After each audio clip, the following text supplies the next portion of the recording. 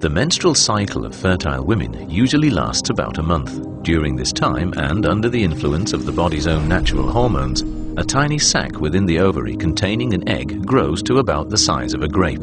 At a point midway in the cycle, this egg is released from the ovary and ovulation occurs. Ovulation is also regulated by hormones.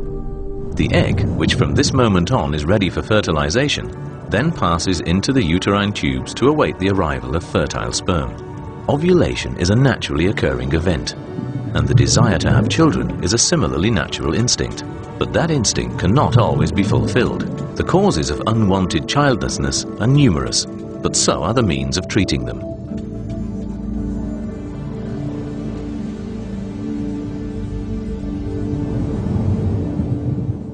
The technique of in vitro fertilization, or IVF, removes several eggs from the ovary for fertilization in the laboratory.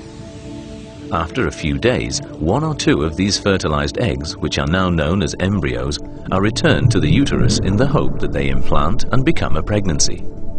Women having IVF are given special reproductive hormones to encourage several eggs to develop in the ovaries.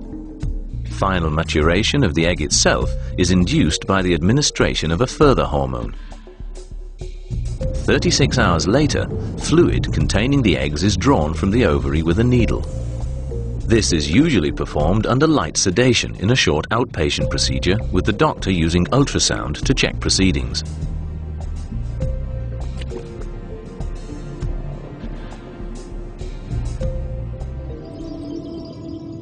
The eggs collected from the ovary are then mixed with a sample of the male partner's sperm, which has already been washed and concentrated.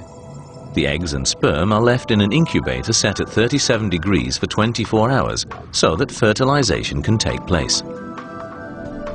During this time, only one of the many sperm cells will penetrate the outer layer of the egg and achieve fertilization. Following fertilization, the cells divide and multiply and form an embryo. After 2 or 3 days, a healthy embryo will comprise around 8 cells. It is then transferred to the uterus by means of a thin, flexible tube, where it is left to implant and form a pregnancy.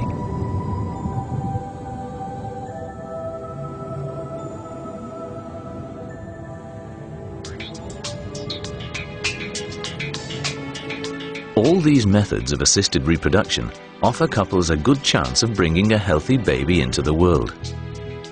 A consultation and thorough examination are necessary for each individual patient for finding the most appropriate treatment with the highest chance of success. Because female fertility decreases quite quickly after the age of 35, infertile couples should not delay seeking appropriate medical advice.